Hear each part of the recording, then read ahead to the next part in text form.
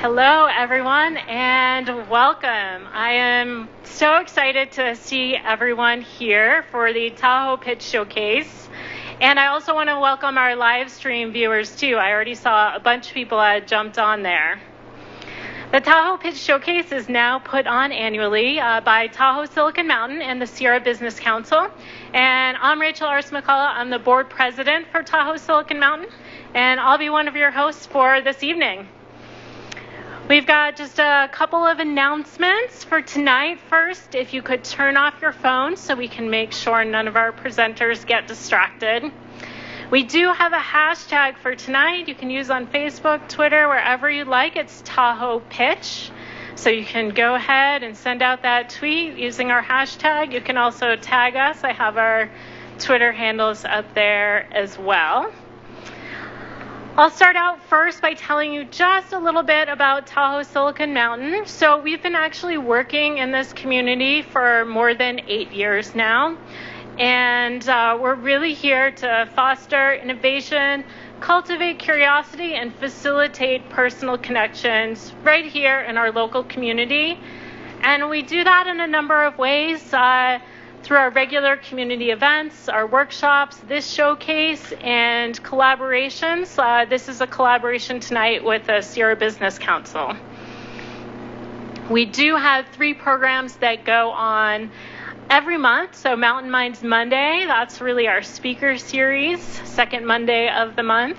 First Friday at 5, that's our Entrepreneurs Roundtable. And then Tahoe JS is our Programmers Meetup. And then, of course, all these slides are going to be on YouTube, so you can take a picture, but you can also come back to review any of them or find this information on the website as well. Our next event is Mountain Minds Monday, so that's happening on October 8th, 6 to 8 p.m. at Pizza on the Hill, and the topic is why Tahoe gets so much wildfire smoke and how we can predict it. So it is actually not your imagination that it is very frequently smoky here, and if you want to find out why, you got to come on October 8th. So I had this vision a lot more than a year ago, actually, for tonight's event, and I'm so happy that Tahoe Silicon Mountain was able to work with the Sierra Business Council and all our volunteer organizers to make it happen last year, and we're just so excited that we're on year 2 of this event since it was so successful last year. And really my vision behind this was to show off what's going on in our entrepreneurial community locally, show that Truckee is a place for you to build your business. And I have some amazing news because all of the entrepreneurs who pitched last year are still in business, and some have even gotten funding. Yeah.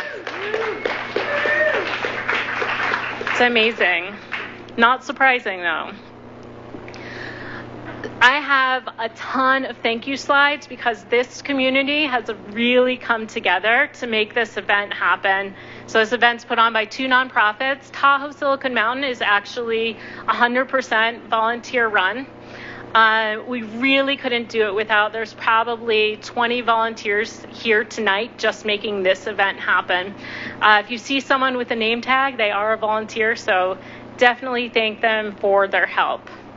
And of course, we have our sponsors. We couldn't do this without our sponsors and community partners.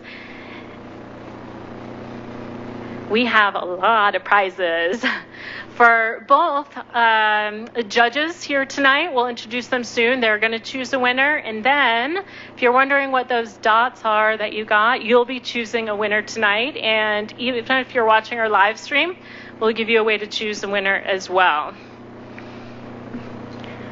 I'm really excited. We have on this slide 20 entrepreneur sponsors. These you'll find on your can coolers. And so these are 20 of our local entrepreneurs. Some of these are still at startup stage, so it's a really big deal for them to come out and support this event. So they sponsored the dessert and the can coolers and the beverages for tonight. And as you can see, there's so many of them, we could actually barely get them on the can cooler. So next year will definitely be a t-shirt year. And really just watch for great things from these companies and support them in any way you can to help them succeed here locally. So next, I mentioned a bunch of times we have a partner in this, the Sierra Business Council. So I want to introduce you to Kristen York, and she's going to take it from here, and I'll be back in a bit. Great.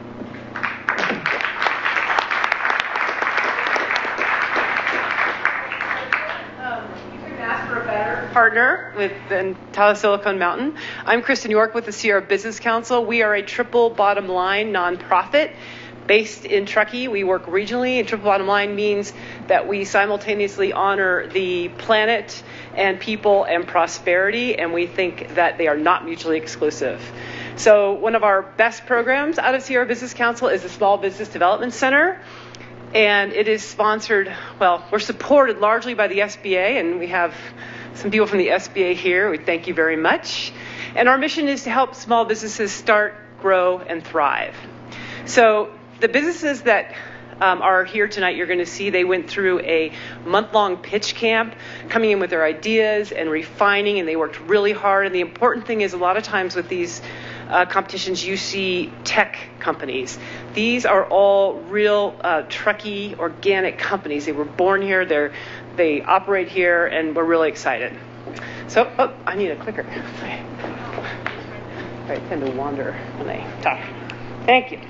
Okay, so as Rachel mentioned, we have a lot of volunteers. These are our coaches and mentors who showed up every night that we were coaching these people and stayed late into the evening and then worked in off hours and on weekends with them, and we thank all of them.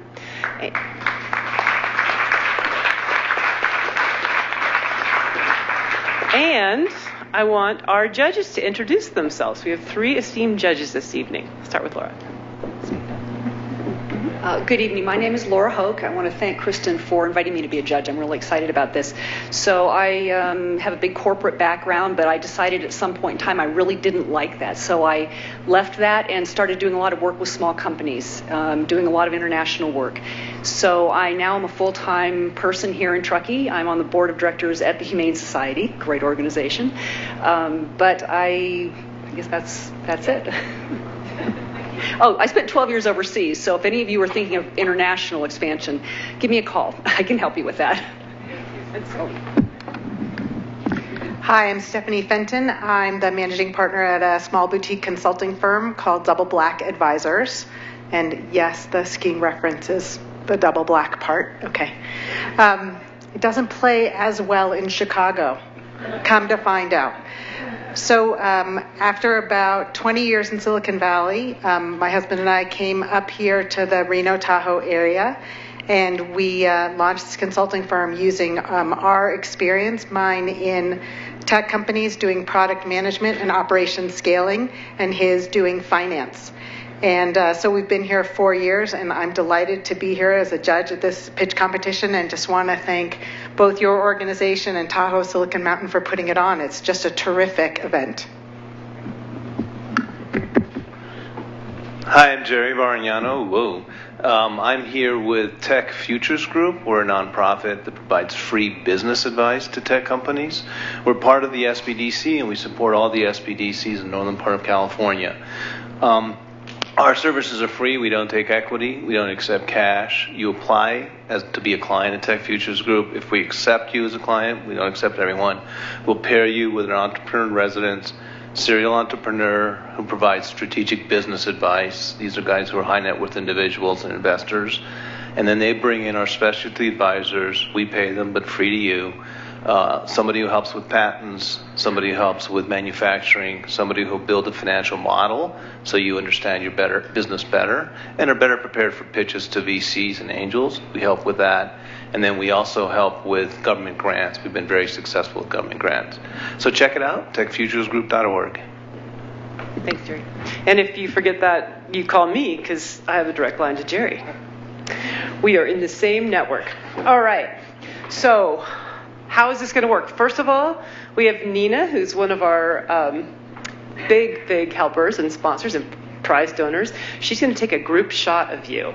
If you have a koozie or something to hold up, you could hold that up. She's going to do that. While she's doing it, I'm going to tell you a little bit about how this works tonight.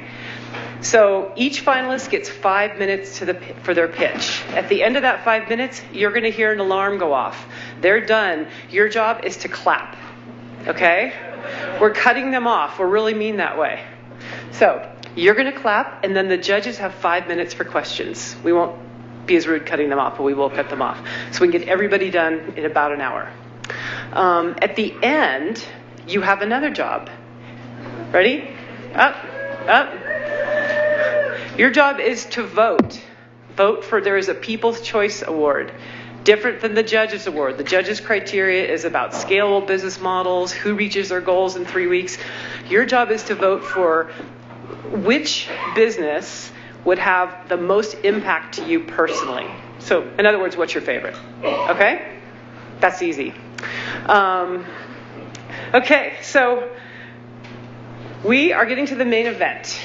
Now, this process, we had 22 business start, the pitch camp. We had 18 finish. We had 16 pitch for a spot in tonight. And you're going to see the top 6 finalists. So these are the 6 that made it to the show. Really important. So first up, I'm going to make sure my first up is coming. Okay. First up, anyone who has ever struggled with making a choreographed mixtape for their workout is going to love this guy. They're going to love his application. He, when he first showed it, I said, wow, something about the market. He said, you're my market. I said, I'm old, but apparently that's because I knew what a mixtape was. So anyway, please welcome Scott Radow with Music Synchro.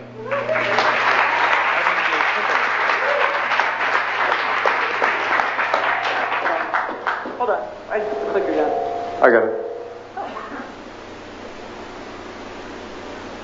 Ladies and gentlemen, I'd like to introduce you to Music Synchro. It is going to touch each and every one of you. Is my mic okay? Okay. Each and every one of you will be touched by Music Synchro. It will make you fitter. It will make you healthier. It will make you happier. My name is Scott Radow. I am the inventor and founder of Music Synchro. Fitness in 2018, unfortunately, is still abysmal. Only 23% of U.S. adults get enough exercise, and that's according to the Centers of Disease Control just this 2018. This year. It's almost amazing. The reason for that is current exercise machines are boring, and they haven't changed in 100 years. You see here, this machine is 100 years old. This machine, many of you probably know, it's available today for $2,000. The only problem is there's no difference between this mechanism and this mechanism. It's time for something new. Music Synchro. Issued, patent, not pending, issued, already done. What it does is it detects rider output and then gives people that equal sort of but opposite resistance that they need to stay in sync with music beat no matter what. Specifically, what's happening is the machine can actually listen to music, detect what the beat is, and then adjust the resistance to keep you, the rider, in sync with the beat. And it could be ambient sound in a room, or it could be played over an app. You could be working out with people in a gym class, in a spin class, or you could be working out alone on your own elliptical machine. Doesn't matter. The reason why that's important, by the way, I just want to show you what that looks like. Bear with me. Can everyone see me? Doots, doots, doots, doots, doots, doots, doots, doots. That's Music Synchro. Thank you. Thank you. That's the first time I've ever done that. Now, the reason why it's great is because it increases, Music Synchro increases rider output. When you measure heart rate, caloric expenditure, power, body fat metabolism, everything goes up, and that's proven in 3 peer-reviewed studies. It's also been shown in a landmark peer-reviewed study to increase exercise compliance by 70%. That means you spend 70% more time and do it 70% more frequently when there's synchronous music involved. The vision is to apply Music Synchro to all exercise machines. not just bikes, but ellipticals, stairmasters, steppers, climbers, etc. It works on everything. What does that look like in terms of a scalable business model? Well, if you took just the people who work out on these machines existing right now in the United States, and we just went after 7% of that market, that is, we got 7% market penetration, then charge a $7 per month subscription, we would have a $279 million business in the United States alone. If we did that globally, we would have a $1 billion a year company. What do the competitors look like? Well, technically we really don't have a direct competitor because we got the patent on this and no one else does this, but the average company does about $400 million a year. Think about it. The reason why you don't see too many innovations in this area is because if you're making $400 million a year, you don't want to screw it up. Innovation is up to us at people, at organizations like this, Tahoe Silicon Mountain. We have to innovate. We have to bring new technologies to market. The key players, well, there's me. I'm the inventor and the founder, and I've got 6 patents and a 7th one pending, and I'm an engineer by trade, and I've been in the business for 20 years. I did a landmark deal just recently, 2 months ago, with Schwinn. They own Stairmaster, Star Trek, and Nautilus. You guys probably know those names. They've got distribution, sales, service, warranty in 70 different countries. They are already starting to manufacture products with music synchro technology built into it. What we have to do next is what's really important, and that is build the app. I've already taken us through the seed stage. I built the circuit boards, I built the technology, everything is ready to go. I've got the deal with one of the biggest exercise manufacturers on the planet. That's why I'm here tonight, is this part here, the expansion round. I'm raising capital to build the app, and I'm looking for investors who know things about consumer-facing apps, music, and how to market these things digitally, that is digital marketing, to let the world know that this is available. Thank you.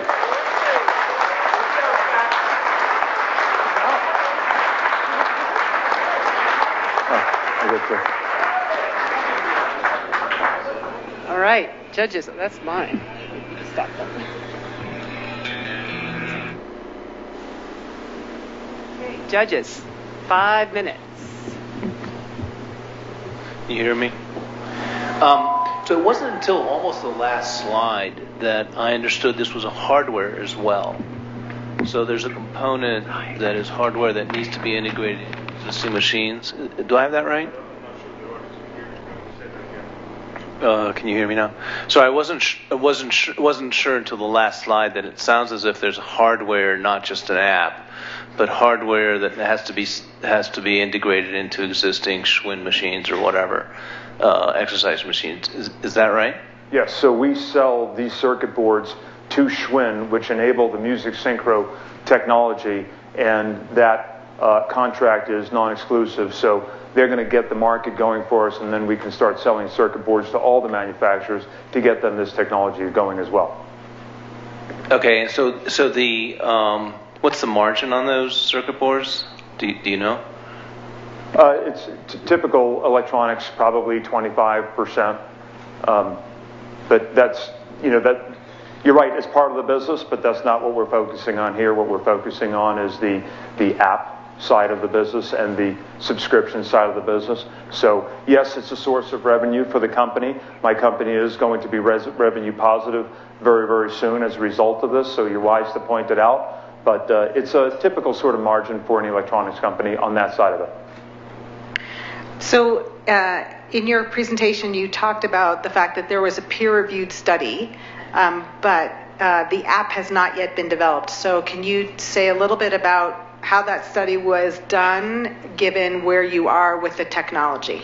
So the peer-reviewed study was done by a collegiate researcher who took music and made it synchronous to people while they were exercising. She just forced it to be synchronous. It wasn't automated in the same sense. They didn't use music synchro technology to do it, but it was called a synchronous music study. I just happened to have a patent on it. Okay. So I understand that you have they have the ability to help you develop this, and then you can sell it on to other manufacturers, correct? Do you have exclusivity with them so they can't then have somebody else come in with something similar but maybe a different patent to replace you? I do have a contract with them which talks about there is an exclusive component. Schwinn is allowed to be exclusive in what we call the commercial spinning environment, but they're not exclusive in other applications of the technology. So I can sell other devices to commercial studios. They only wanted an exclusive for commercial spin. Now, when you talk about exclusivity in the other direction, we've got a very strong, very solid issued patent. We don't think that there's any way anyone can do this legally, getting around our patent. And I think, frankly, that's why Schwinn did the deal with us, because they looked at our patent, they saw it, and they realized that in order for them to make it worthwhile to have the investment, they need to be able to prevent other players from coming in for a certain period of time to get their money back.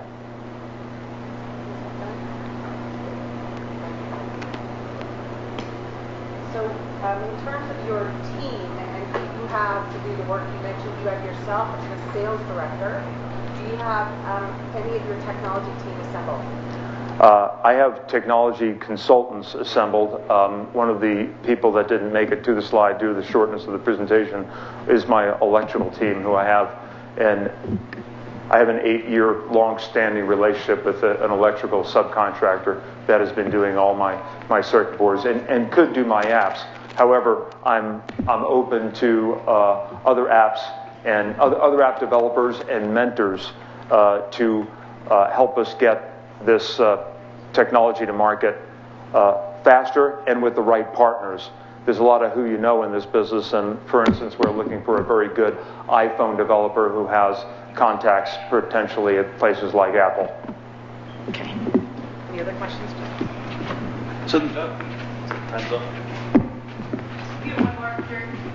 So the manufacturing of the circuit board, you have that squared away? Is that something that you're already starting to do, or does that still have to be done? I've actually been manufacturing circuit boards for 8 years, and this particular circuit board is being manufactured now in small quantities.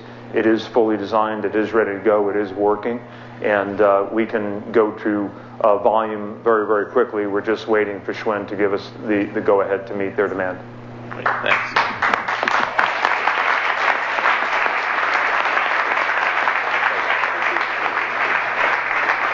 Great. Thank you, Scott. Thank you, judges. So how many of you have ever felt tired or had brain fog or just generally unhealthy? Anybody? Once in a while? Never. Okay, great. So in case you ever do, our next finalist has cracked the code to good health by using food as medicine. So please welcome Sandra Dorst from Shop AIP.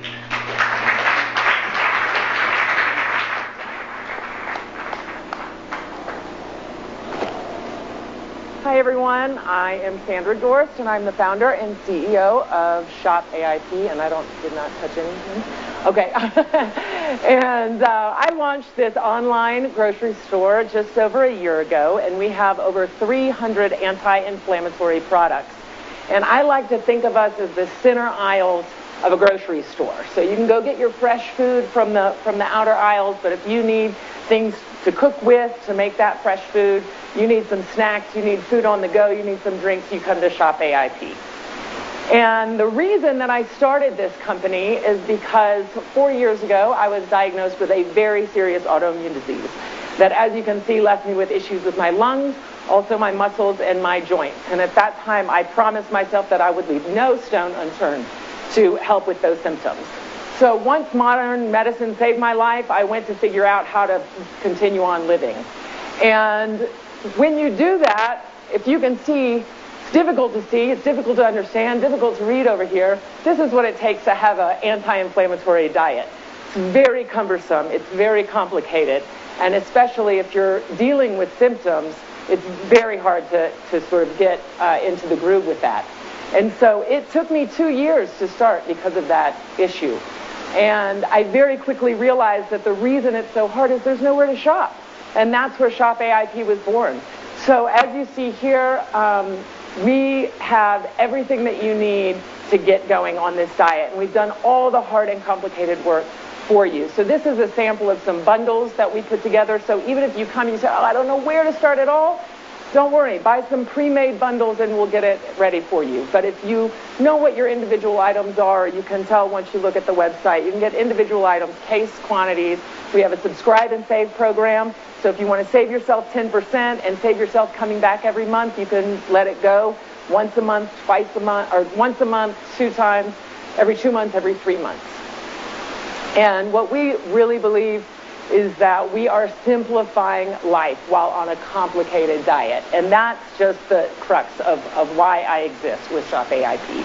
And it's really a great place for anyone that really wants to mitigate symptoms that inflammation can cause. And to make this simple, it's not just about the products, it's also about the customer service. It's about free shipping after $49. It's about 2-day shipping with 2 to 3 day with priority USPS. We ship out even if your order's in by 1 p.m. Eastern time, 10 a.m. here. We get it to you the same. We ship it out the same day. So we're really trying to just make everything as quick and easily and as painless as possible moving forward. The reason I thought I could actually pull this thing off and not just want to be a customer but actually be the founder is that not only would I be a super user of Shop AIP, but I do have a background in supply chain logistics. I learned a lot as a managing partner of a supply chain logistics consulting firm and have an educational background in entrepreneurship. I have some amazing advisors that have helped me along the way that I talk to on a regular basis, and I'm still on the lookout for some co-founders and key employees. So if this seems like something for you, maybe we'll talk later. And here's looking at where we are today. Like I said, we've been in business for over a year now. Our first year we had about $130,000 in revenue. Out of that, we didn't quite meet profit yet, but we see that coming in this second year. And we see a lot of high growth coming in the next year. That $130,000 was simply gotten from an army of affiliates. We didn't really pay for any marketing. We haven't done what we could do with the social media. We haven't done what we could do with PR. There's so many opportunities out there in order to really reach the public, and that's what we need to do. So this is where we're going to go, and this is how we're going to get there. I am looking for $500,000 for 25% equity in the company. I'm also looking for an additional $100,000 line of credit. I will be using this in order to build out the capacity of the store. That, of course, means potentially other locations for sure, and then those key employees. Also, marketing is a huge thing, inventory, and then the working capital with the $100,000 extra. And where are we going from there? Some of you may not know that Zappos is actually owned by Amazon. It's a very niche market e-commerce, but Amazon still bought them up in 2007. And obviously we all know that Whole Foods was also bought by Amazon.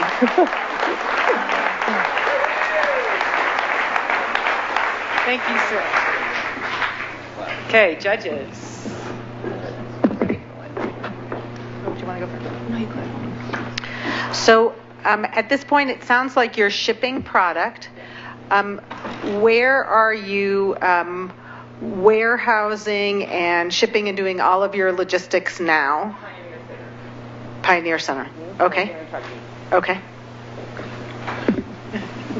So what is your go-to-market strategy? It sounds like you're doing a combo of B2C and B2B. Is that right? No, it's just B2C. Yeah. So we're direct to the customer. Okay, and so what's your go-to-market strategy for a B2C play? Like, how do I get it out there? Yeah. So first of all, we've got 45 affiliate folks right now. So that's already done and constantly growing. But social media is huge. The other avenue that I didn't talk about is the physicians and the other healthcare providers that recommend anti-inflammatory diet.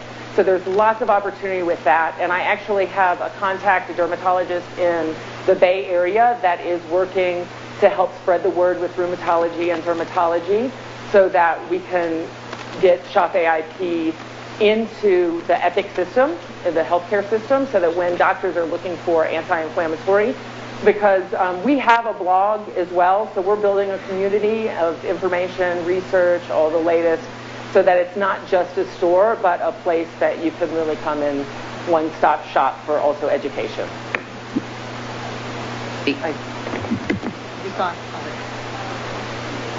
I don't think they can hear you. Can you hear me now? Yeah. Excellent. Okay, so in terms of defending your market position, yes. Can you talk a little bit about that? Yes, it's definitely the most difficult part of this, and that's you hit that easily.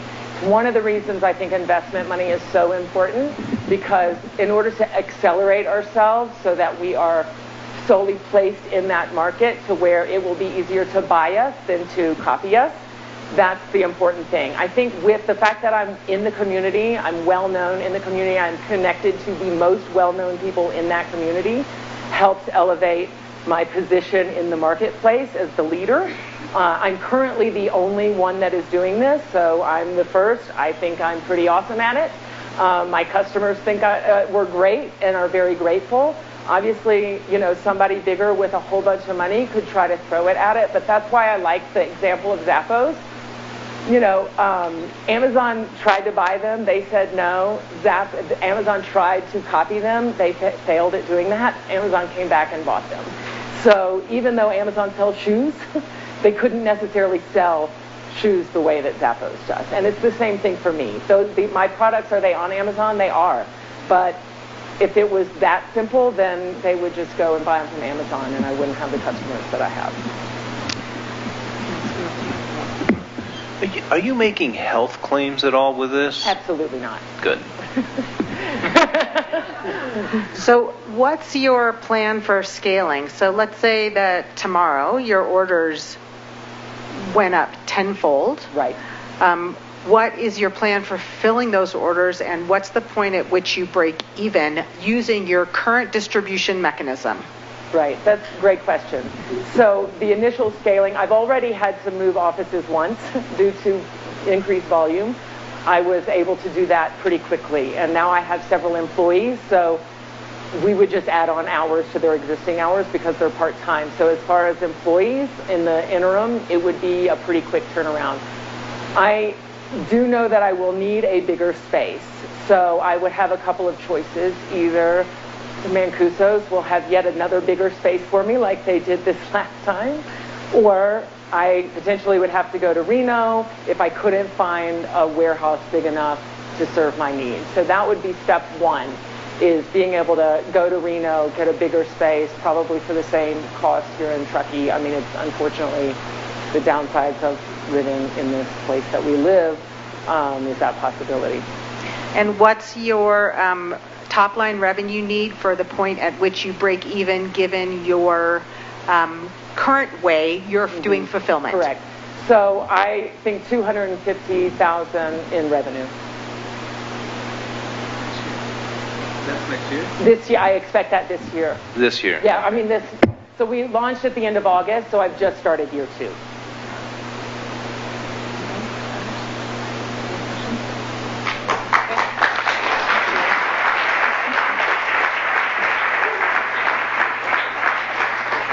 Thank you, Sandra. Thank you, judges. There we go. Yes, we were going to mess with the light.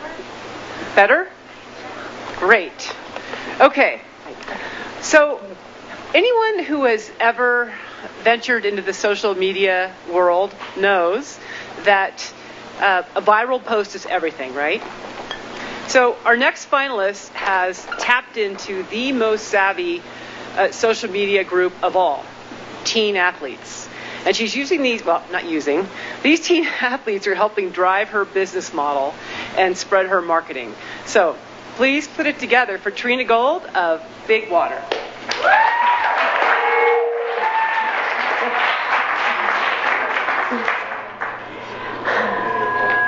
Thank you. My name is Trina Gold, and I am the founder of Big Water Events. Event capture, process, and delivery creates a consistent flow of content that drives social media in a big way. In other words, I took my cameras on the mountain I went and I captured kids' videos of them competing. I put it with great graphics and delivered in a couple of days with a grandma-ready link.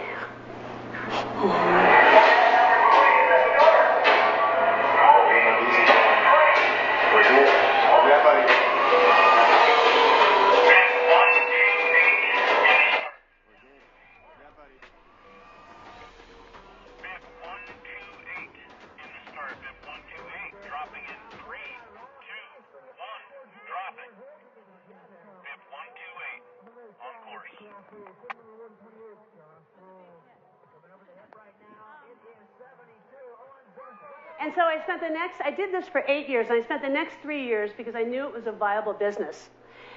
And so for the past 3 years, I've been watching what I've been doing and how I'm adding up. And last season I did an IFSA squat, and I hit the video tab on a Google search. I went 34 pages deep. Now, I don't know what it costs to get 34 pages deep on Google, and I don't know what it costs to get 34 pages in front of me. So I did this organically. And who did I reach? I reached the 45 to 55-year-olds as my largest demographic.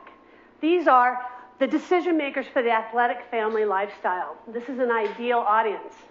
A little plus was that 18 to 24-year range, the kids that were competing were under 18. That 18 to 24 were watching these videos for entertainment purposes only. So now that you know the audience, it's time to talk to them. And this audience is very valuable to a lot of vendors, lodging, brick and mortar, event coordinators, resorts.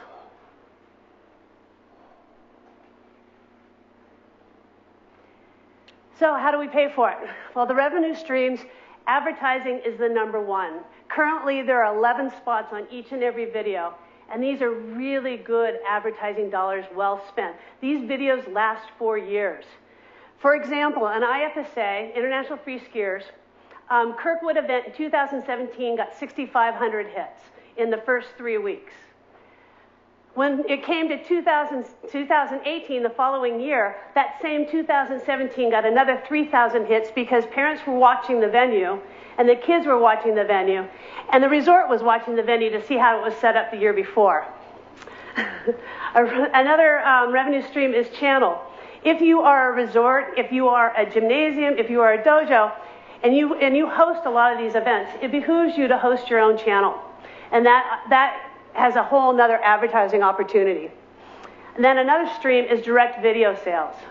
And then there are add-ons such as event review, team review, a whole bunch of add-ons. Video is very valuable, and there's a lot of ways to use it. So how do I do this? Or how did I do this? For the past 3 years, I went after the IFSA, the free skiers, 2,500 members. I really only had access to 500 of them, and that produced 2,300 videos in that 34-page Google search. There are much bigger markets. Winter sports, that's alpine racing and freestyle. Olympic gymnastics, 200,000 members. And there are 18.1 million people who are involved in martial arts. And swimming, there are 20 million members in 22 countries. There are some big markets out there. And how do I do that? Oh, I go out and I create crews. And each crew costs $10,000 in gear and equipment, a one-time cost, a 5-year investment. And that crew will start producing $20K for its first 12-week season. This is where I'm at now. I'm about to put 7 teams out this season. And I'd like to reach 105 teams in 5 years at a valuation of $1.3 million. And so what I'm looking for is $300,000 at 6% over 5 years. $10,000 for each new crew, and they will start generating income in 12 weeks.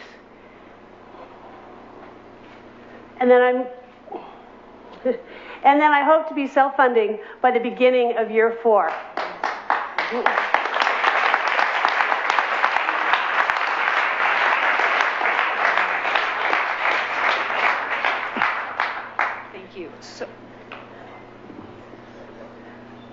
So the teams that you're putting in place, how do you identify these people and how do you control the quality of what they're doing and prevent them from doing it with somebody else?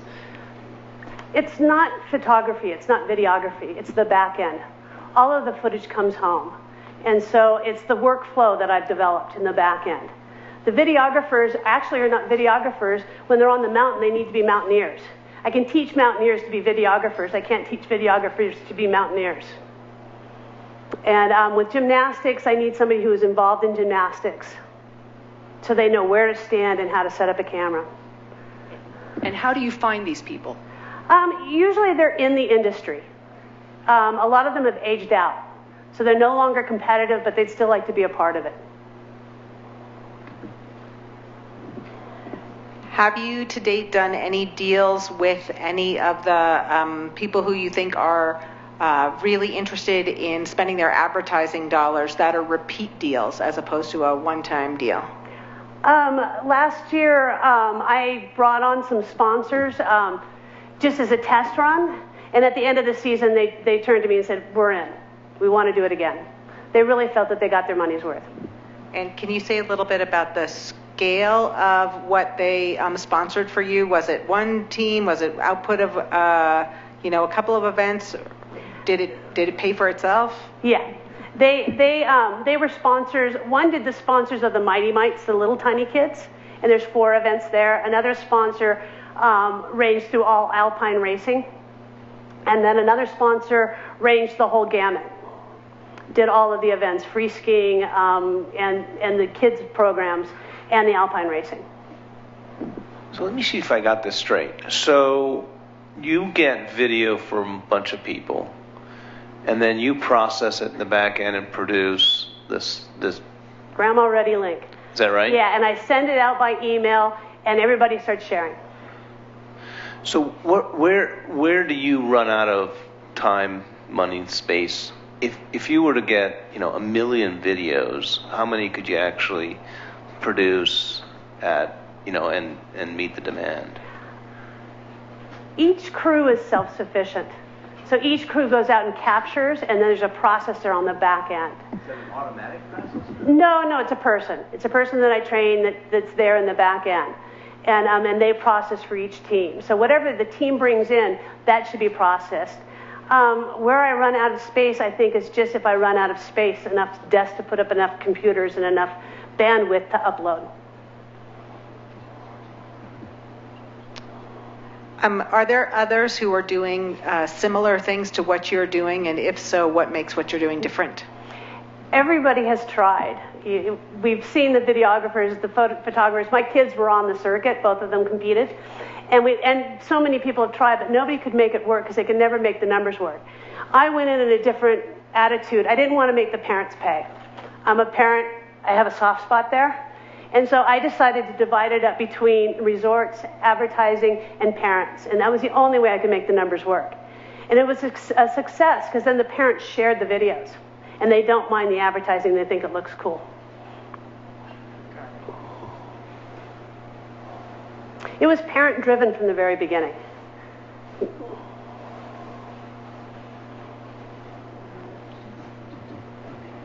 Comment. I'm a little surprised. You're not asking. You're just asking for a loan, Yep. right? Well, why is that? I mean, are you planning on running this forever? I mean, is this sort of a business that you could run for a long time, or is it something you want to see scaling to, huge numbers? I did the numbers up to 4 billion. It scared me. So I think at that time I will probably bow out and find somebody to take over. 4 billion is a good number. Yeah.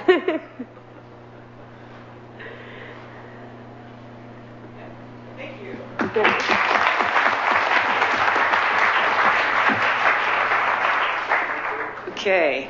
Thank you, Trina. Thank you, judges. So, our next finalist, we're over halfway done here, has taken the concept of biomimicry to heart.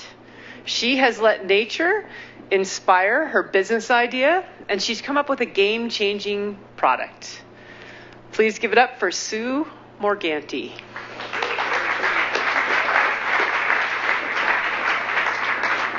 Or not. Actually, I'm going to just, while we're getting that done, I'll reintroduce you, don't worry.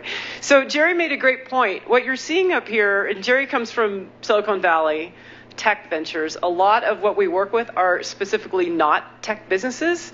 They're looking to make a living in Truckee, to support their families, send their kids to school. And that's what we love about the SBDC. And what's great about partnering with Tahoe Silicon Mountain is we can access some of that technology. All right, Sue Morganti and Shelter Pack.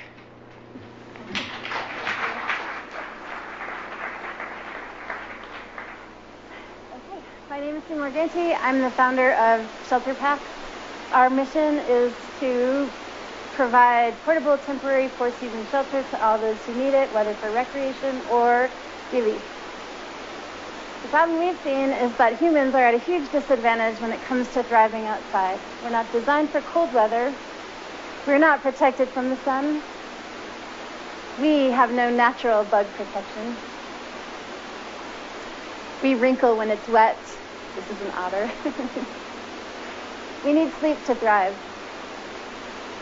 When it comes to living outside, humans are kind of naked and afraid. And experienced mountaineering guides will tell you that a person can live 3 weeks without food, 3 days without water, 3 minutes without air, and in inclement weather, only 3 hours without shelter.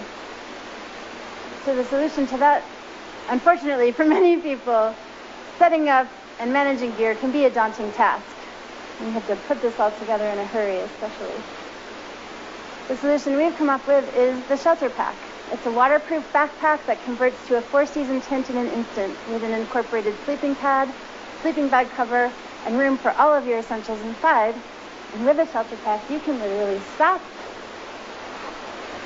drop,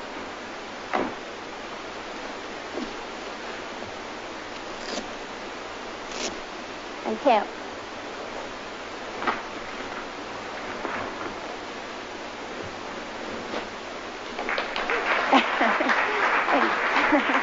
It has some amazing features. It's bug-proof, keeps mosquitoes out. It's snake-proof. It's Velcroed all the way around, so critters can't get in it. The four-season tent fully reticulates, so you could use it for search and rescue.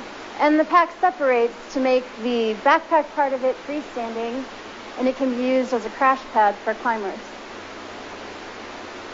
The big question you always get is where do you put your stuff? The answer is inside. The backpack folds in half over all of your stuff. So we're looking to enter two major markets. One is the recreational market, and the other is the relief market. On the recreational side, 40 million Americans went camping last year, totaling 587 million camping days. We think shelter packs could be used for camping, hiking, fishing, hunting, snow camping, or Iditarod, bike packing, beach packing, hashtag mom life. Any of these things that you could think of, we have taken it out and we've tested it. We visited family and didn't need a spare room. Our true aim is to use shelter packs for relief, and we've seen two major areas that people could really use these. One is for crisis response teams, because people responding to disasters often also have no place to stay. And the other is people displaced by disasters, and I'm sure you've all seen pictures of Hurricane Katrina. People are out on cots, they're out on lawns, it's a terrible situation, and we'd like to provide some privacy, mobility, and dignity to those people who are displaced or who are there for rescue. Last year, government spending topped $50 billion for relief. A lot of that's insurance and rebuilding, things like that. The total amount was $12 billion for just crisis response and disaster relief. The private sector donated, just in this country, $23 billion. That's all those donate $10 to places all over the world, and a third of that is used for this exact purpose, crisis response and disaster relief. Got that one. Exactly, sorry. So we have some market goals. Our year 1 and 2, we want to sell shelter packs and get some government or nonprofit contracts to provide shelter packs for disaster relief. Getting into year 3, we're looking at, by our 4th year, providing storage containers full of shelter packs and other essential disaster relief. needs like fresh water, first aid, things like that, and you could take that entire unit and have it delivered to a place where crisis is happening within a few hours, either on a truck or a trailer. So we would love for you to join us. We're looking for loans, partners, mentorship, or partnership. And our team is myself. Jim Casetta is the inventor. His patent is expected to be published in December. We have a great business advisor, we have a marketing team, we have great manufacturing partners, and we'd love for you to visit us on social media, ShelterPacks on Instagram, Facebook, and shelterpacks.com.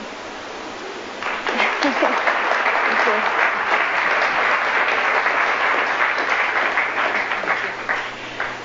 So can you tell a little bit about the manufacturing itself? You said you have partners, so they do the quality control, the sourcing, everything like that. How do you control the cost side of that? Well, the cost side is going to be directed as we get into the market. Right now, we have a manufacturer in the Bay Area who can do small units from 1 to 100. It's pretty much custom order shelter packs for people, and we'll be able to do that through our website and social media. And then we have a manufacturer back east that can do units from 100 up to thousands, and they're ready to scale with us. They have a warehouse. They can bring people in. They hire and train developmentally disabled people. And the more units we produce, the lower our cost per unit is going to be. And so getting out the gate, we're looking at, for this particular pack, about $400. And our end user surveys that we've done, we have a lot of people who would love to purchase one of these for $600 as soon as we create that link on our website. So, thank you.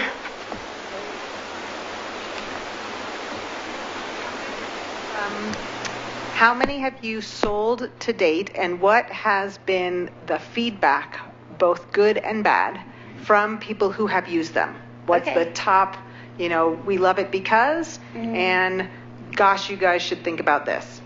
We have not gone to market yet, so we're not actually in sales. We have a long list of people who we send our newsletters out to let them know. But we spent the last year and a half getting our design issues worked out. This is about our 12th sample, and our manufacturer is ready to go to town with a few dozen of these once we have them available. And everybody who's used it, because we have loaned it to friends, has come back just thrilled because they didn't have to bother with poles and setting up in the dark or in the rain or anything else like that. We did have somebody have it out in a hailstorm, and it performed beautifully. It's waterproof.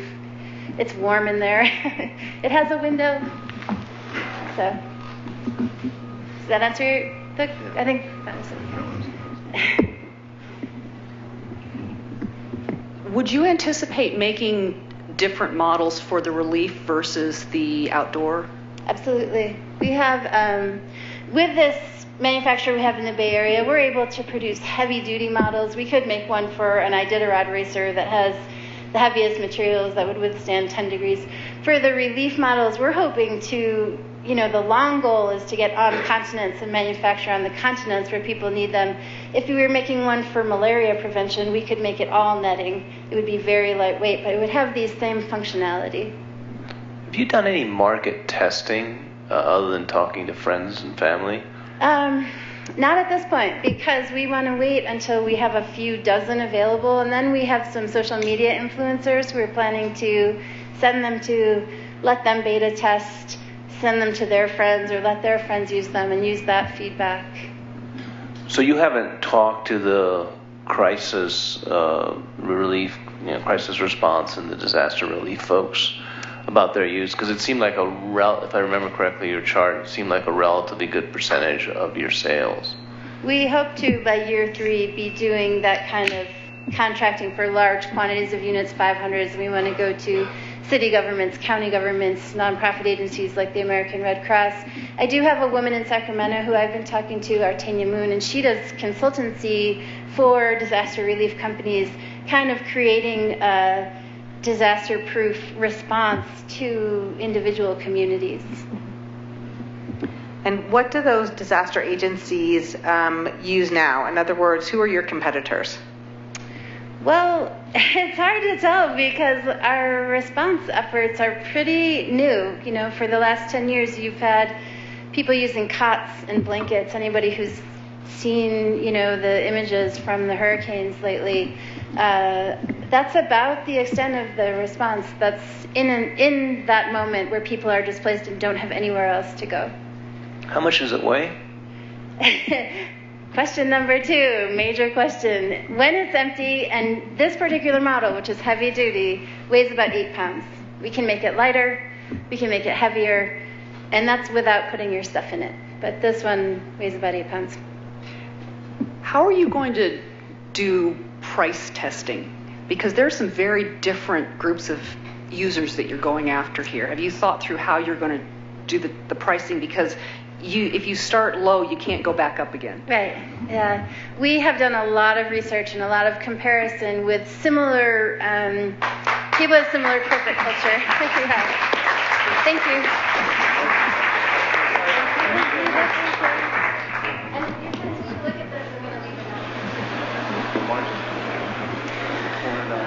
All right, so we see a lot of entrepreneurs at the SBDC, a lot. And most of them are creative and they're very, very good at what they do. They're great at making their product or delivering their process, but they fall a little bit short on all the things like accounting and HR and back office systems. So you're about to see a solution for somebody who's been in it for a long time, a back office solution for chefs. Please welcome Holly Verbeck and Mise en Place. Oh, hi. I'm Holly Verbeck, and this is Office Mise en Place. We offer back office solutions for chefs who just want to cook. Every year, 30,000 graduates enter the culinary industry to join a workforce of over 2.2 million people in the culinary industry. And once they get a taste of the meager pay and the grueling working conditions, they start looking for better opportunities. Our market research shows that their number one goal is to start their own business.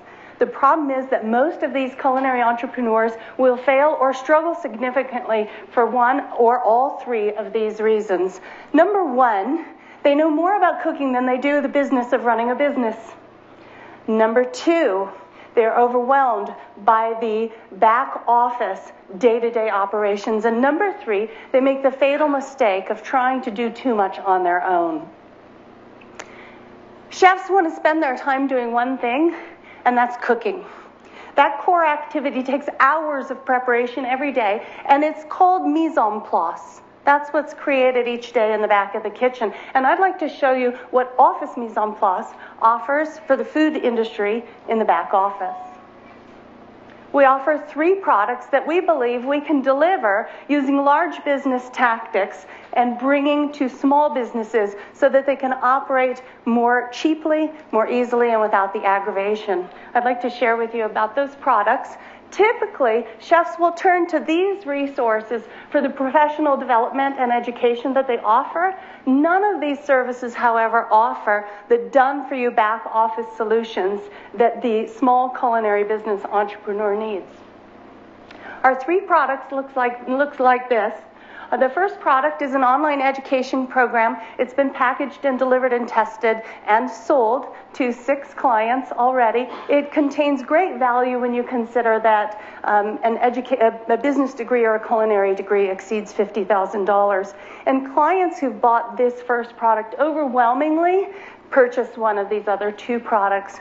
Of course, we do offer consultation services, and we've produced revenue as well with one-on-one consultation. But it's Office Mise en Place that's the meat and potatoes of our business. This is the heart of our business, and we offer a collection of back office services that members can subscribe to individually or bundled together to help them support their back office. And those activities are here for you now. This is the heart of Office Mise en Place. Forbes magazine reports that big business traditionally outsources 12 office solutions, and we're focusing on these 9. And we believe that our collective purchasing power will allow us to deliver to chefs who are desperate for cost savings and drowning from trying to do too much on their own. We can deliver these on an affordable scale.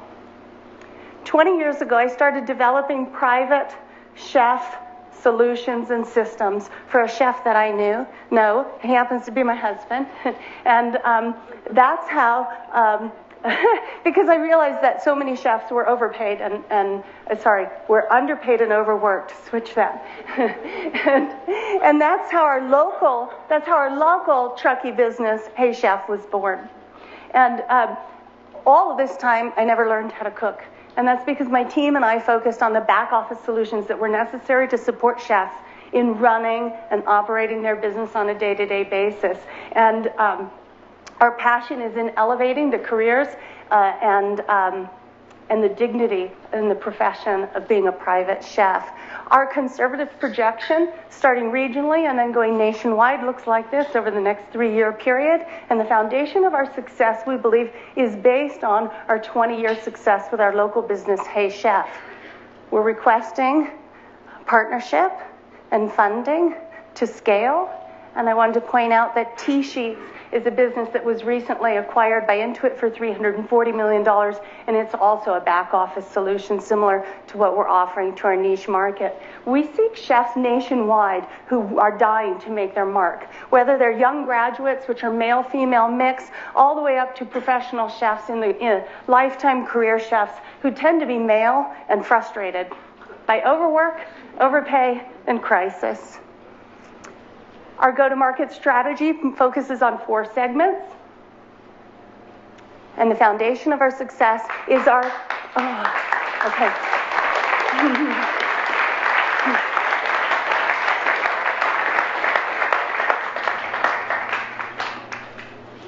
So I take from your presentation that you have a sort of similar business locally and you're trying to basically scale it. So without confusing, I'm not asking for any funding for our local business, which is Hey Chef. Hey Chef has a pool of anywhere from 30 to 50 food and beverage professionals in and around the area for whom we provide all the back office solutions so that they can do their culinary work in private homes. And so we support an awful lot of chefs with our systems that we use right now. But so the thing that you're looking to build is different than that in some way in terms of either, is it the technology that you're going to use to scale it, or what's different for what you need to do for the mise en place, particularly you're offering number 3, which is all the back office stuff. What's different for that than what you're doing for Hey Chef? Okay, let me see what my plan is that we would identify firms, individuals, apps, and technology put together to develop the back office solutions so that it can be even more automated and specific to the food and beverage niche for small businesses in particular. What gives you your competitive advantage? How do you protect the relationships, the technology, etc., as you expand? I suppose I would have to think about that. I know that similar sorts of back office solutions have been created for the wine industry, for instance, because they have a very specific market managing inventory and sales and marketing and everything else. So this is really specializing in the niche market of small culinary businesses. This is the harder part, everyone, because none of this was scripted. I'm still struggling with how, is this an expansion of your existing or something totally different? This is not an expansion of Hey Chef, which is located in Truckee. Right. And anytime you'd like to make a reservation, just let me know. Okay. But we don't intend to sell our small local business here in town. We simply have been working with our team for a long time about what is the right model for expanding. And we believe that it's not the best model to franchise or license or handle food control, quality control issues with regard to chefs, but to provide them the back office solutions that allow them to focus on their core activities. Got it. So, how are you planning to expand? Is it market by market?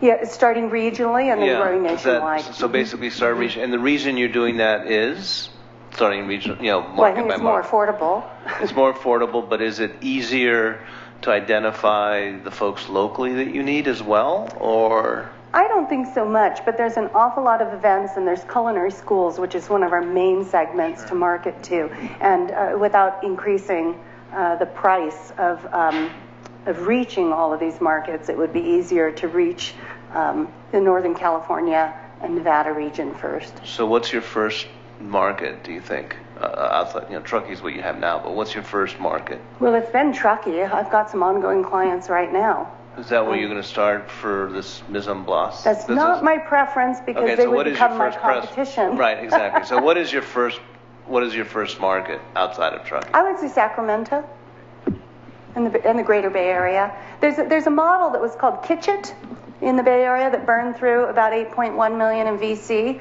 in 4 years, and Kitchit, as in kitchen, and they made some mistakes that we think we were able to watch and see, like you can't have a minimum price and expect an Oakland chef to go to Mill Valley at 5 p.m. on a Friday and make any money. So they were really trying to be a matchmaker service between chefs and be a merchant processor and handle some of those pieces, but they were also worried about quality control of food. There was a whole lot of difficulties that they ran into that I think we're answering well. So how much of the solution has to do with technology that you have to build or assemble in order to deliver on that back office value proposition number 3? Well, I don't have a number for you, but my guess is that there are agencies now that... Thank you. Can we talk later?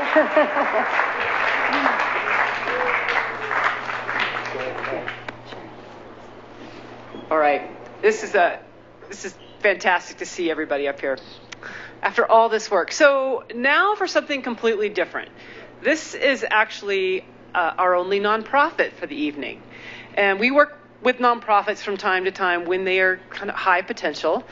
And this nonprofit is unique in that it has identified a revenue model to help sustain it and scale.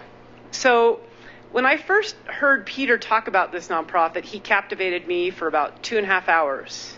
And my bet is that he's going to have you in 5 minutes. So please welcome Peter Mayfield from the Gateway Mountain Center.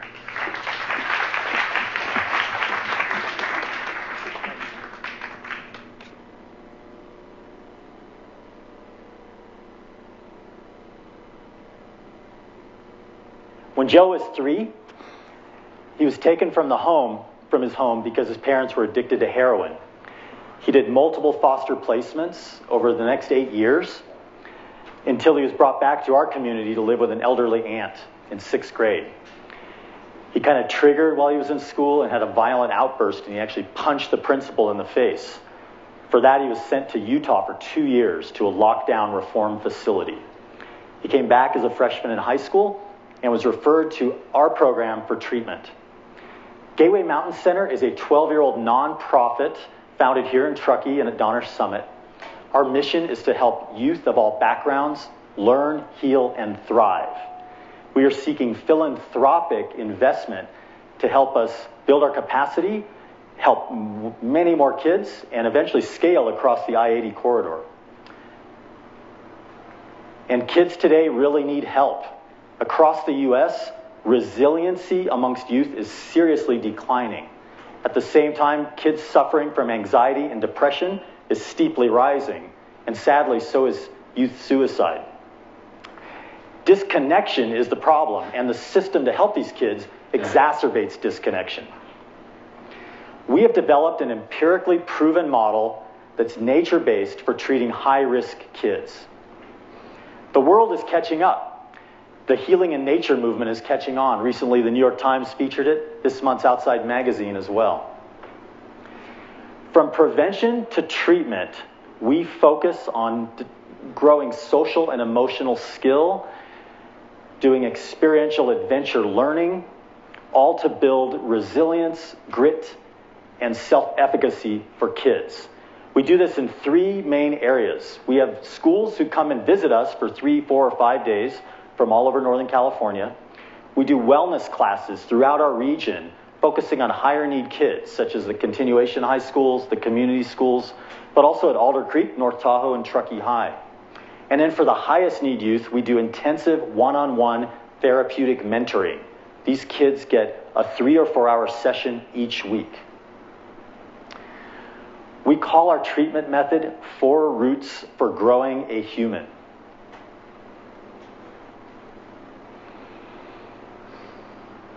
We have also, on the therapeutic side, developed a very efficient and effective service delivery model where one licensed therapist can oversee 4 to 6 therapeutic guides who are each treating 1, 2, or 3 youth.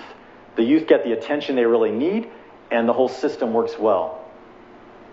We have a fantastic team of employees and advisors and partners and funders.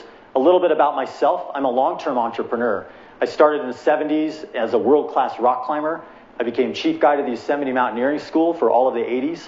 And I came down to the city to start the first full-service climbing gym. It's called City Rock. But my whole career has been based on the belief that these experiences are transformational. You can really heal kids in the outdoors.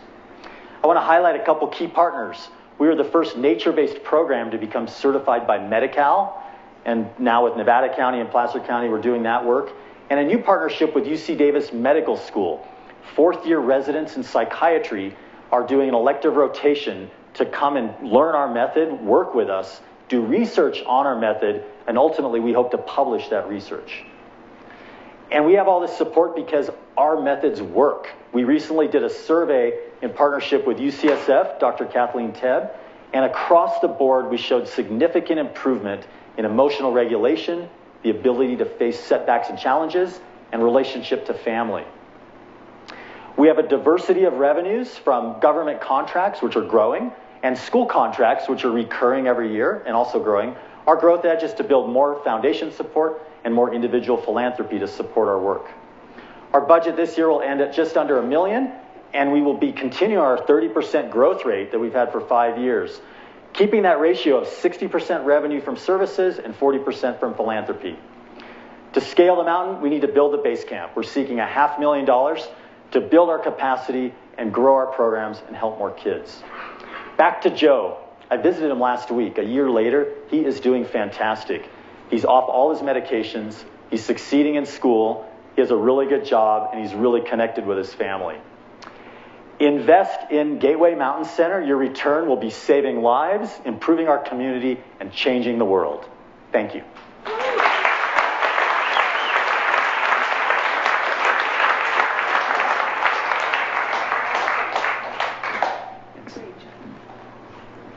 That's impressive. In terms of what you're looking to do in terms of expand or building capacity, what are your plans for the funds that you're seeking? Specifically, what do you want to do with that money? Building capacity would be probably starting off with management capacity. So I'm still doing 3 jobs. We've grown 30% a year. So a development director, a chief operating officer. And then we're really busy right now building all the systems. Medi-Cal certification has this huge bureaucratic load. We also are opening an after-school wellness center right here in Truckee, so a drop-in center for high-need youth. But yeah, capacity first, some working capital, and then the outreach to do these clinical trials, to partner with UC Davis. We also have connections at UCSF now, so starting pilots a year from now down in the Bay Area. So where you said 60% was from services in terms of your revenue. So what is that? Mostly schools or the wellness or what is? So schools and government contracts. So Medi-Cal reimburses us for the kids we treat. We have a full service partner contract with Placer County. We have a contract with Tahoe Forest Hospital that just quintupled. So the whole region knows that this is a crisis. And they're seeing that the kids who come into our program do a lot better. These are frequent flyers of kids with suicide attempts, psychiatric hospitalizations, and jail. So we're also working with probation. We're getting referrals from judges. So what are the contracts like? Is it to serve a certain number of patients or clients, or is it to be available? What is a contract? So the county behavioral health gives us a referral, and we go through all those hoops and we treat them. Yeah, and we submit notes and records and all of that. So we're a behavioral health service provider. We're a clinic. But our work is inherently non-clinical. Per kid, per hour, actually by the minute. Yeah. And then, the hospital actually gives us a contract for the unfunded kids. So the kids who don't qualify into that county system for full wraparound, the county the hospital supports us with that. But the schools vary from the top private schools in Northern California to tomorrow we have Alliance Academy from East Oakland with 50 kids getting off buses. We had to help them raise money, but they've never had that opportunity. And they'll come every year. That's how it works. What does your board of directors look like? Do you have a group of people who can really help you get to these organizations and other agencies that you need to be involved with? Or at least do you have a thoughtful plan on how to recruit those kind of directors to help you in your expansion? Great question. Yes and yes. We have a small board right now that's an advisory board. We are currently under a fiscal relationship with a larger holding company. But we are waiting any day to get our IRS letter. So we will be transferring about the beginning of the year to a legal board that's local. But currently we have a strong local advisory board with some very experienced philanthropists and key strategic partners. But today it's only 4 people. We are growing it right now. And that's a key piece. That's why we waited too long to become our own independent nonprofit, because that local invested board is critical. 2-part question. The first one is, what is the hardest part of this business? Wow. The hardest part, it's amazing work. Boy, the hardest part, I think, in a sense, we're trying. One of the biggest challenges, the David and Goliath thing, we are part of a movement that's up against the pharmaceutical industry, to be blunt, but we have to skillfully partner with it as well. We're 4th-year psychiatrists from UC Davis. We can't be overtly anti-medication, but it's absurd how that system works right now. And we see egregious abuses from the pharmaceutical industry all the time. And every day there's more reports coming out. So that's a big thing. The whole world is going toward this shorter, quick fixes, like mental health apps. I hope you hear that we're going in the opposite direction. The 4-hour session that a seriously traumatized kid actually needs. The relationship building, the neural regulation that you have with a caring adult out in the wilderness with you for 4 hours. We treat youth where they are. They're not getting banished to Utah. They're still in their homes. They're still in their schools. Yeah.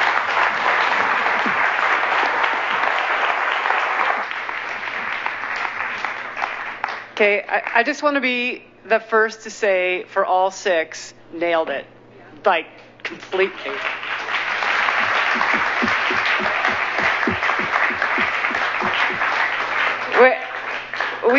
We have the best job when we're doing this, right? This event. I mean, it's a lot of work, but it's super fun. So, announcement: we are streaming on YouTube, and there's so many people on Wi-Fi in this room that it's getting a little bogged down. So, if you could take your device out and turn off Wi-Fi for just a few minutes, so that our friends and family at home can vote and watch, that would be awesome.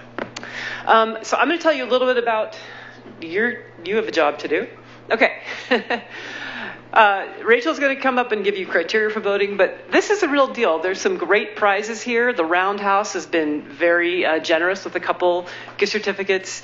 W&T Graphics helping set up Lyft Cowork, some flexible office space, Girl Made tickets to Girl Empire and a gift basket, Pacific Crest, a pound of coffee, and then Bar of America, $100 gift certificate. And this is for the People's Choice prizes.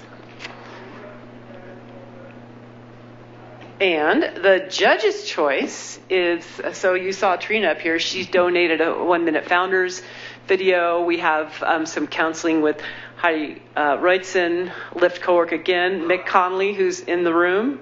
I hope that was okay, Mick. Okay. 2 hours of mindset coaching. Nina Photography is donating a head shop. Pacific Crest Coffee again. Reno Collective, Simply Worded, some written communication. Truckee Chamber of Commerce membership, and then another Truckee Roundhouse. And so we have Pacific Crest, and we also have Sierra Pacific Coffee for everybody. Well, not you, sorry, but our contestants. And they are 2 local roasteries that the SBDC has worked with, and we're really proud of them that they're able to offer this. So, I think. Yes, Rachel.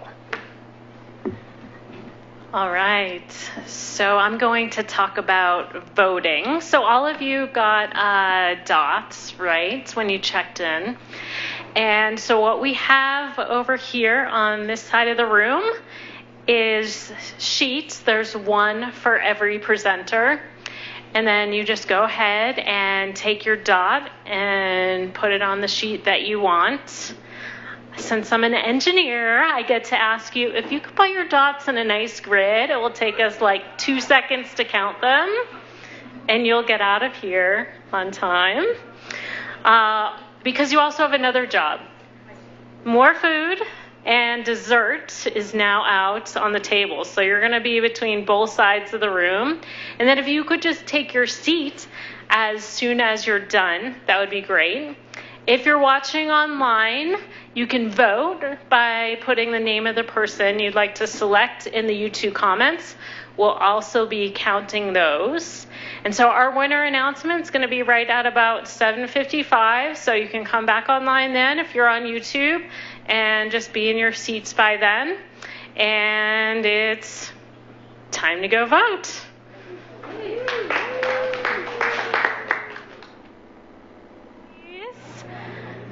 We are very close to announcing the winners. So just a review. Let's see if we've got this right. So first I'll announce the People's Choice winner. First I have to just congratulate and thank all the entrepreneurs who worked so hard to come out and pitch tonight and just did an incredible job. First do People's Choice and then do Judge's Choice. So our People's Choice winner is, I'm thinking about snow already, Gateway Mountain Center. That's Peter Mayfield.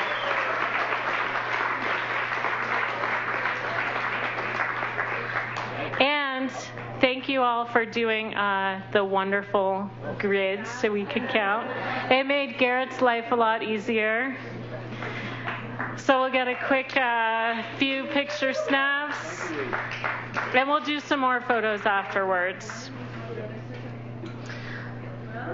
So next, we've got the Judge's Choice. So we pulled up the prizes again. We did go over these before, and I am going to turn it over to our judges. They have just a quick bit of feedback for everyone who pitched, and then they'll actually be announcing our winner. So we were asked to judge using the criteria of does the offering have a unique value proposition? Can the business scale, attract investment, and have a likelihood of success? And will they have achieved their goals in a 3-year time period? So I'm going to provide the feedback to Scott from Music Synchro to start out. So you have a really, where is he, Scott? There you are. So really strong value proposition, both in terms of what you're offering and the fact that it's defendable by way of the patent that you got. Feel like the initial contract that you have with the manufacturers, the equipment manufacturers, is super strong, and it really sets you up to succeed well. It sounds like your next work to do is to build an app, and it sounds like you have a really good idea of how to do that.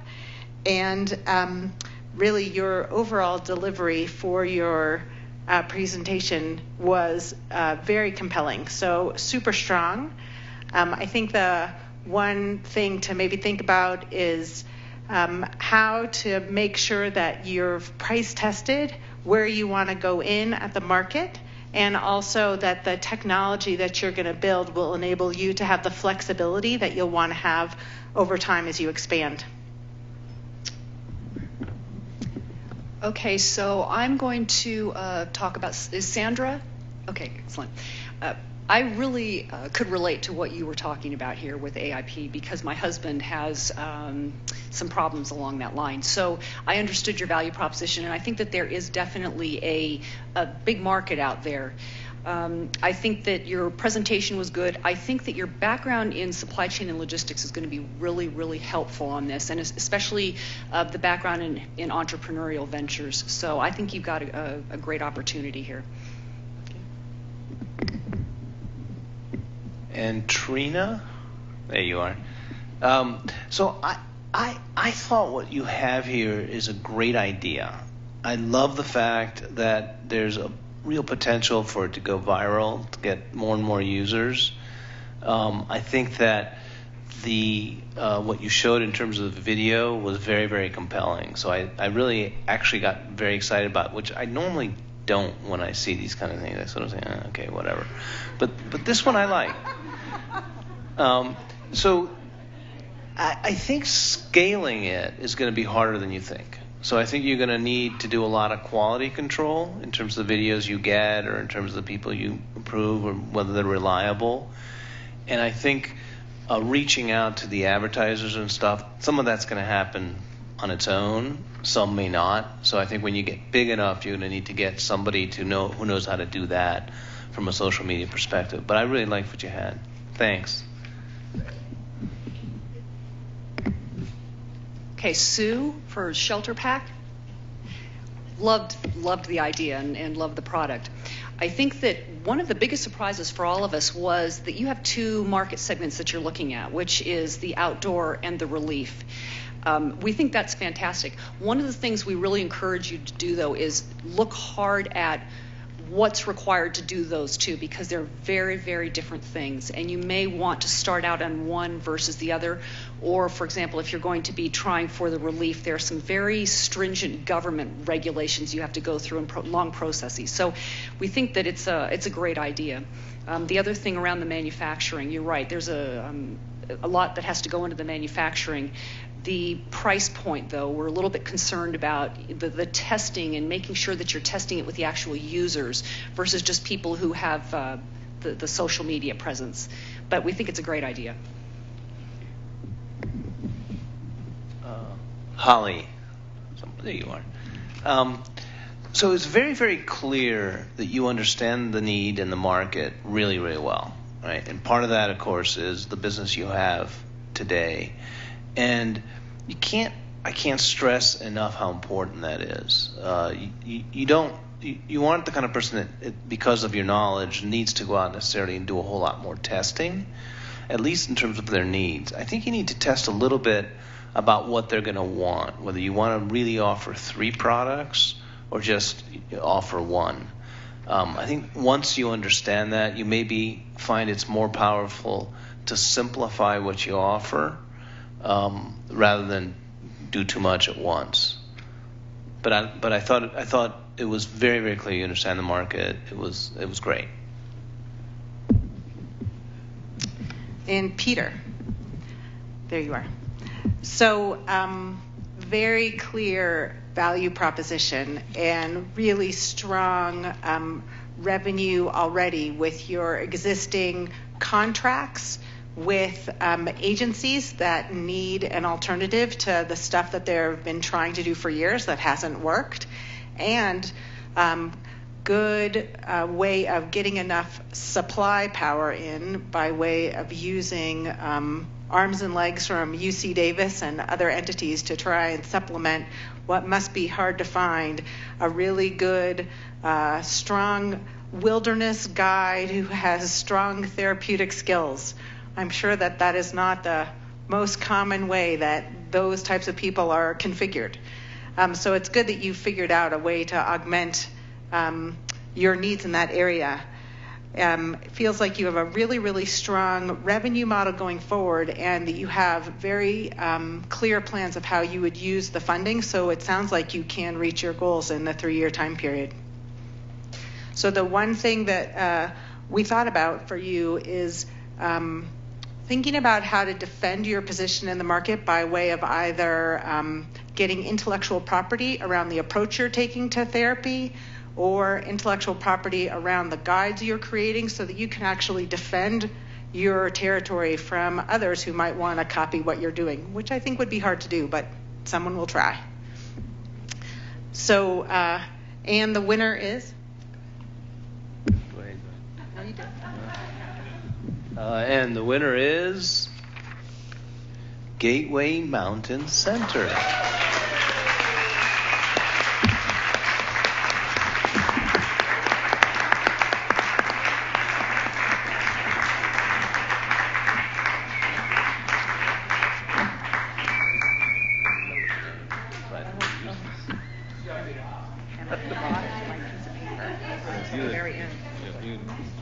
You put that in the bottom.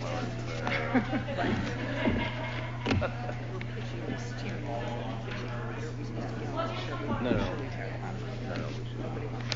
Congratulations, Peter. Wow.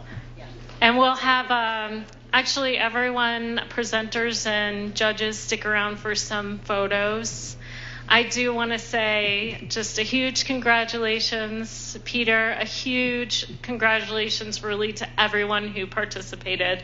Just watching the whole process from pitch camp to the competition to even get to here, then to the dress rehearsal. It's been amazing to see how much all of you improved. And then I want to thank all of you for coming. It really means a lot when you come out to support our local entrepreneurs.